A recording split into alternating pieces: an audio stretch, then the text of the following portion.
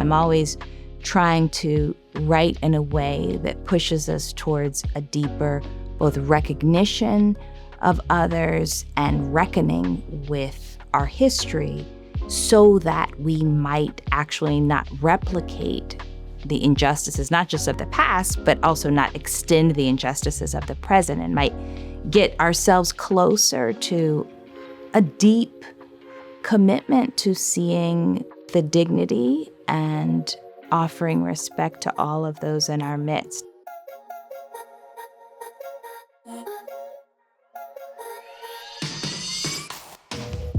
That is an excerpt from an interview with 2023 MacArthur Fellow Imani Perry, who is an interdisciplinary scholar and writer giving fresh context to African American social conditions and experiences along dimensions of race, gender, and politics.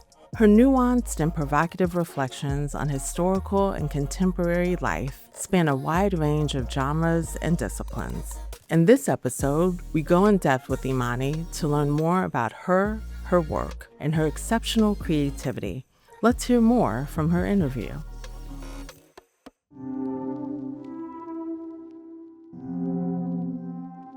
I've often said that my late grandmother, Nita Garner Perry, is at the center of all of my writing. And by that I mean, I think about the life of a woman like her, who was born on a farm in the Jim Crow South and who was a domestic laborer and who raised 12 children and sent them all to college.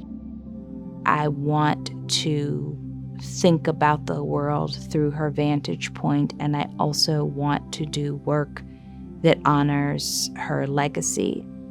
I fell in love with literature really early, and writing was the first thing I knew that I wanted to do. I also, I loved the process of discovery, and I was always in an environment in which it was clear to me that, literature could become a vehicle for transformation, that writing and study could be vehicles for transformation, that they were portals to different kinds of experiences that might move you, not just teach you intellectually, but move you emotionally and spiritually towards deeper understanding of other human beings. And so I knew quite early that I wanted to do the work that could move people, that I could be part of that energy, that force in the world. My first book was Prophets of the Hood, Politics and Poetics in Hip Hop. In some ways, it was a risky book to write as a young scholar, but what I saw in hip-hop was a really interesting space for political and social commentary, and also a space that was at the crossroads of very vulnerable communities in the post-civil rights generation and this increasingly lucrative recording industry. And so there were all these sort of fascinating questions about race and class and power. And then on top of it, as a young feminist, I was interested in the politics of gender in the music. So that was my first academic work. And it meant a lot because hip hop was the soundtrack to my coming of age in many ways. And so it was an opportunity to sort of try to develop a deeper understanding of what it was that had shaped the sound of how I grew up. I think of part of what my work does is to sort of pull back the curtain on how the mid-20th century freedom struggle took place by allowing for a deeper recognition of Black communities in particular, both their organization and their traditions, and also the extraordinary nature of ordinary people and the sort of tender and vulnerable parts of extraordinary people, that I think of my work as doing both, with the goal of that deeper recognition of communities, but also of individuals, might allow people to understand their appeals for justice, for equality, for deep recognition, whether that be an examination of an individual figure like Lorraine Hansberry, who I wrote a biography of, or whether that be trying to tell a story of the South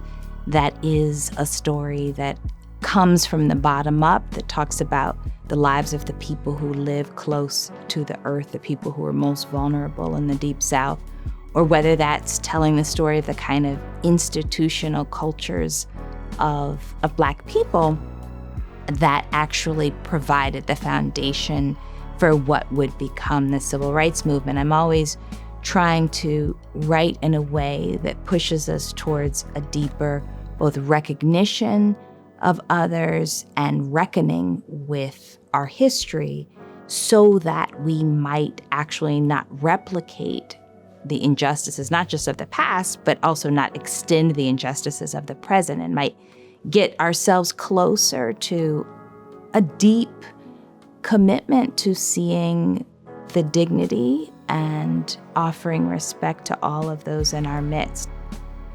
I'm a person who thinks that beauty matters, in the sense that, beautiful prose, but also the beauty of love and generosity actually have an inspirational force.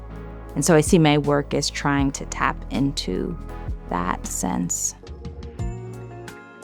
I consider my work to be an invitation to everyone who is interested in these stories, who's interested in these histories, who is open to encountering lives different than their own and finding something of meaning in them.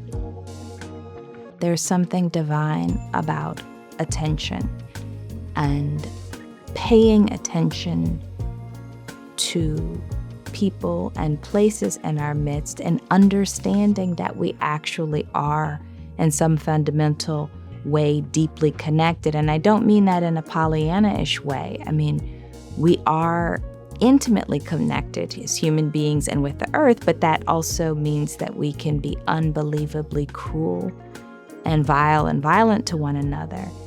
And I think we have to pay attention both to the interconnectedness and also how we are with one another.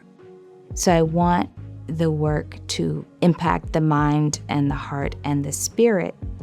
And I want that impact to be such that it makes the reader want to move through the world with a deeper commitment to the beloved community at every level, in the daily encounters, but also in their thoughts about how the world ought to be organized, the relations that nations and people have to each other, the way that they think about who matters in their lives and in their communities and in their neighborhoods.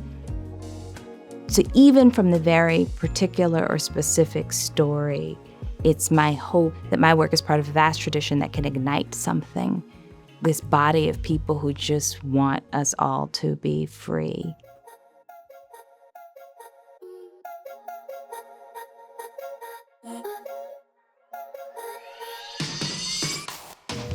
In addition to her literary achievements, Imani Perry is a Carol K. Fortheimer Professor at Harvard Radcliffe Institute, the Henry A. Morse Jr. and Elizabeth W. Morse Professor of Studies of Women, Gender, and Sexuality, and of African and African American Studies, and co-founder of the Black Teacher Archive at Harvard University. The MacArthur Fellows program identifies and supports extraordinarily creative individuals with a track record of excellence who demonstrate the ability to impact society in significant and beneficial ways through their pioneering work. To learn more, visit us at macfound.org.